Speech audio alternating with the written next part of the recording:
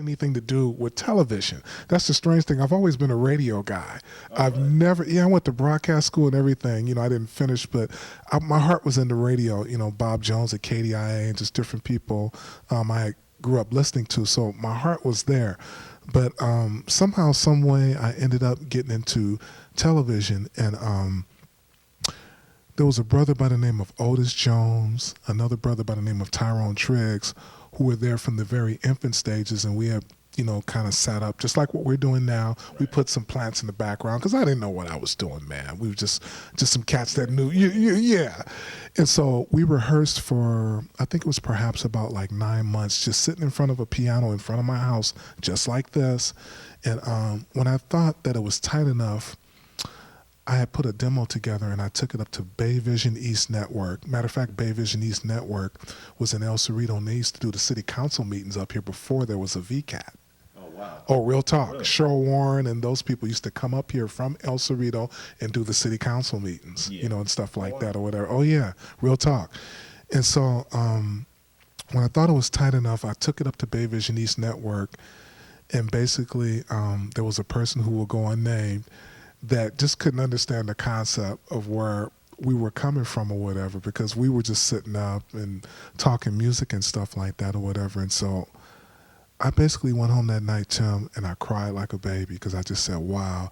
That's when I realized I wanted it really, really bad.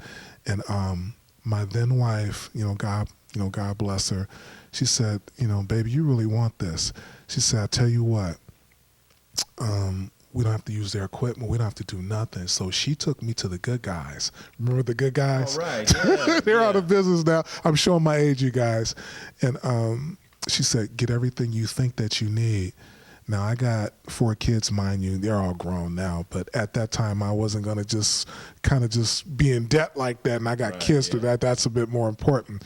So I ended up getting a character generator, I think a couple of VCRs, but these weren't like just regular VCRs. These were like pro type of deals. And I went home and actually kind of started. And then the other thing, my ex-wife basically said, okay, we need some money to get this started because they don't believe in it. And so we came up with about $550 or something like that. So we prepaid for like 13 episodes. Because it was $35 a week at that time. That was what the airtime was costing. And so my brothers, Tyrone Triggs and Odis Jones, Tyrone was with me. He said, Calvin, you're really serious about doing this? I said, yeah, this music thing is real, real serious. And from then on, and that was like the summer or either the early fall of 1995. Matter of fact, that's exactly when it was. It was summer, either going into the fall of 1995. And so it's been this, what you guys have seen ever since then. Oh, wow. Way back. Yeah. Way back. And, being at our age, because we're about the same age. Right. We grew up in the 70s and, as a child learning, listening to funk and learning about funk. So you grew up with a lot of groups, Yeah, what's interesting about that you say that, because actually that was probably, besides Motown, moms used to play a lot of Stax and Motown and that kind of stuff around, but I had a couple of brothers, 3 in particular that played. And one, Ricky Kelly, Chris Jones, and Stephen Jones. And my brother Ricky was perhaps the most serious out of all of them. And he was a jazz vibraphone player. And I guess that's why when you see me on the air, sometimes, I'm like real serious. A lot of times I'm not smiling or nothing. And that's Ricky coming out, because I used to watch them rehearse. And so you grew up around I grew people, up around, musicians. And, Oh, wow. So it's just more than just listening to Oh, yeah, that's for real. And then my first cousin, Willie Seastrunk, played with Barry White. And this was back when Can't Get Enough of Your Love. He's on all those records. Right. You're My First, You're My Last, You're My Everything. Willie took off from the Bay Area, and he went down to L.A. Matter of fact, he helped Barry White move into, I think, his house out in Van Nuys or Encino or whatever. And then my brother Ricky took off in 1973 and went to L.A. But like I say, those were the cats that I actually followed.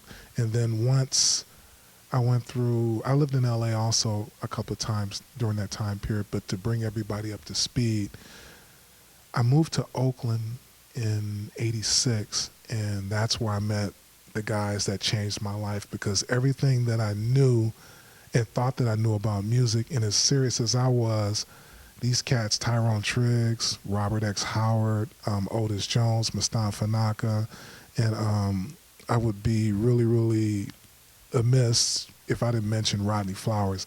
These were the guys that really, really kind of got me, and they put me out front, and they pushed me. And we all had like this love affair, kind of like how me and you do for sports. Right. But it was like really for the music, and it was like music was more important than life itself for all of us. We all kind of shared that same thing. And I really want to kind of just stay in the back and just not really be on camera, really, to be honest. Right. Starts that way out for a lot of people for some reason. Man, I didn't want the camera at all. But I guess the universe just kind of just pushed it that way. And so, here I am. You know? I think it sounds to me like, the soul was there, and it just,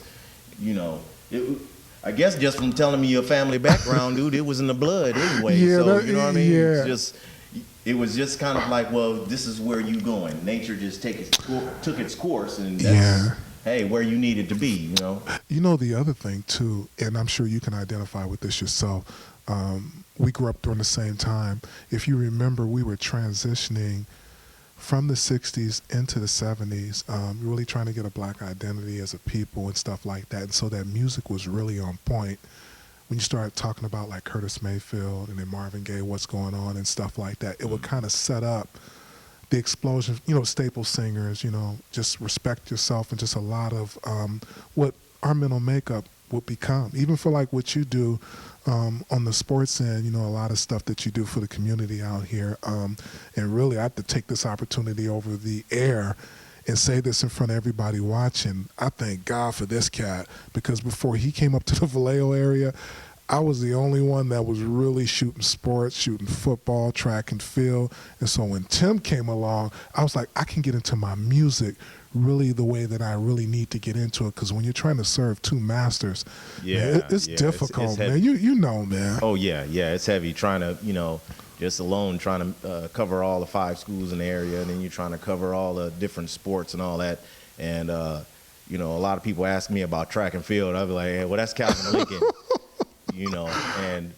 and to tell you, track and field alone is a big sport in itself, Right. And going to places that you go as far as out of town, man, I mean, you go to the moon if it was a track meet up there, you know what I'm saying, for real. So, yeah. You know what's funny is I don't know what I like more. I was born into music or the sports thing itself, because one thing about it, and what really got me into the sports thing before we jump right back to the music, so I don't want to lose you guys, is I found out that there was a lot of black men that were really involved. And, a lot of times with us, you would think that we're not involved like that, but all of the cats that I know that are involved, like police officers, pastors, I get emotional about this too, and just different youth counselors and stuff like that, trying to like make a difference. And then like even up here, you got people like Mike Wilson and just different people that are really involved, helping these kids go to school and stuff like that to the next level. And that's really what it's all about at the end of the day.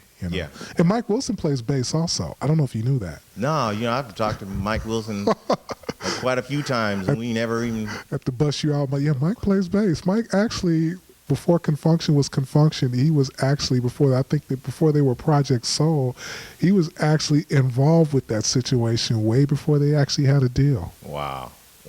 Yeah, go to, as a matter of fact, if Mike ever takes you to his basement of his home, you'll see a bass sitting there. I'm not sure. I can't remember if it was a Fender or a Spectre or what, but he has a bass down there. Oh, wow. Okay. Yeah, I'm going to have to world. Hit him up and I'll be like, hey, man, I heard you got some soul.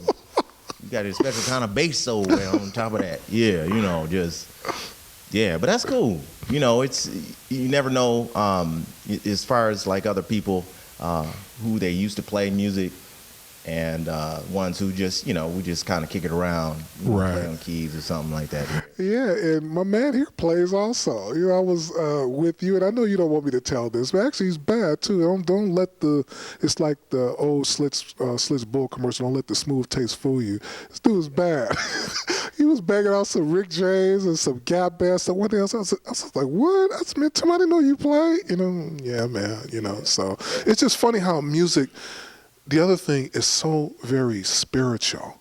Yeah. You know what I mean? Music is really spiritual. And so I think one way or another, Mike Wilson, myself, you, and all the other different people, we all end up finding our way to each other in that vein, Even the horror movies like Friday the 13th and stuff like that, I can't think of the guys, Henry Manfredini.